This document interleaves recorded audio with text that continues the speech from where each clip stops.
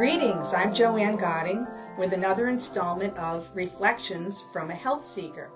Today I'm going to talk about something that I'm really passionate about. For the last few years, I've been seeing all the research about how bad for you it is to sit a lot. And I have a job where I sit. I do data entry on the computer, I check emails, and all my staff are in the same situation, and many of you probably are too. So when I read these articles that talk about how bad it is, and they imply that the solution is to get an expensive stand-up desk or a treadmill desk, and I just really can't do all that. And I've been wondering, what can I do about this? Well, I learned a lot about what I can do from this wonderful book. It's called Sitting Kills Moving Heals. This is by Joan Vernikos, PhD. She's the former director of NASA's Life Sciences Division. She talks about how simple, everyday movement will prevent pain, illness, and early death, and exercise alone won't. What fascinated me about this book is she gives great explanation about why we need gravity for good health. She studied astronauts who had been in space, and even after a few days, they started showing signs of physical decline that were the same as the signs of physical decline that we see in sedentary people over years. For example, these are many changes observed in astronauts and sedentary adults.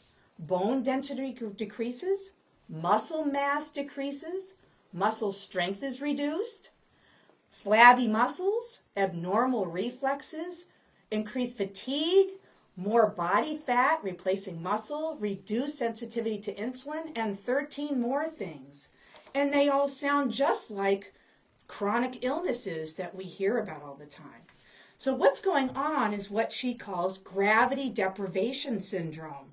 We don't have gravity opposing our bodies when we're sitting a lot or laying in bed a lot or in air up in space. This process of losing muscle mass is called sarcopenia. Sarcopenia, from the Greek. Sarco means flesh, and penia means removal or need or poverty. So it's the removal of flesh, loss of muscle mass. We're losing our muscle mass in part because we are not opposing gravity enough. We are made up of so many muscles. This is Dorland's Illustrated Medical Dictionary from Elsevier Publishing. And they've got all these pictures of muscle groups. And they're all over our body. And there are over 600 of them.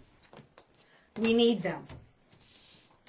So one of the things that doctors can do to assess whether we do have a problem with too much loss of muscle mass from sitting is this simple test. And patients, you can do this at home too. What's involved is you take a simple 5-pound weight, hold it to your side, and see how long you can hold it there. If you are a baby boomer like I am, if you're a female, you should be able to hold this 5-pound weight for about 90 seconds.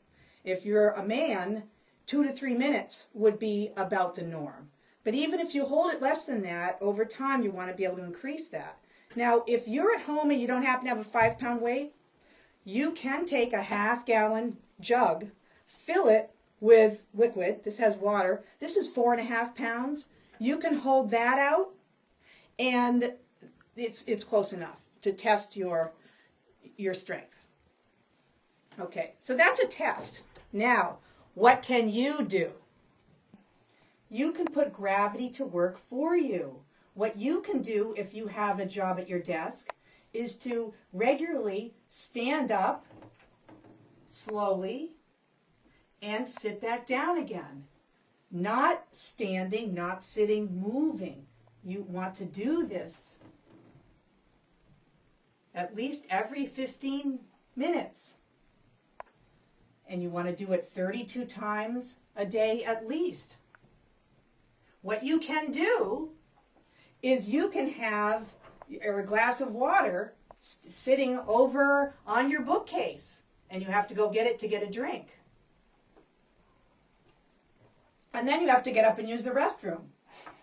You can even have a stopwatch set for 15 minutes and have that sitting over on your bookcase also, and you have to go get up to turn it off. So the reason why this exercise is so valuable, this simple free exercise, is that the key to our independence as we age is the ability to stand up. Think about it. People who end up needing assistance is because they can't stand or walk or get up and down stairs.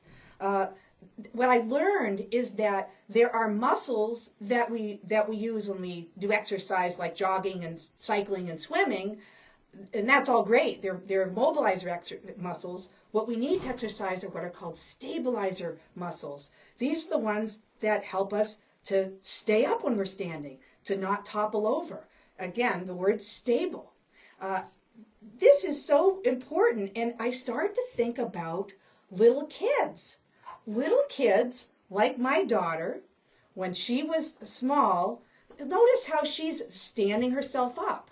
She is practicing strengthening those stabilizer muscles, the mobilizers also, but little kids work at that until the point where they are able to walk. And this next photo that I have shows you how when she just started to walk, she was walking all the time, and she was a little tippy, and she sometimes stumbled, but those stabilizer muscles are what were keeping her up, and she was exercising them.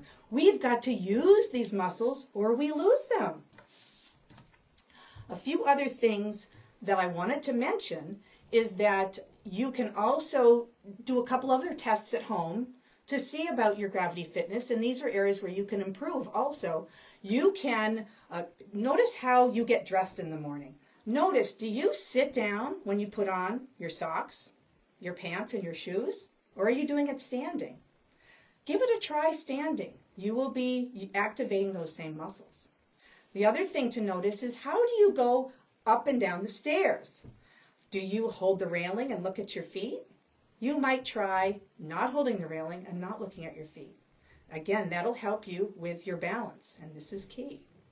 So I'm really happy to have shared all this with you. If you want more information, I invite you to check out Sitting Kills Moving Heels.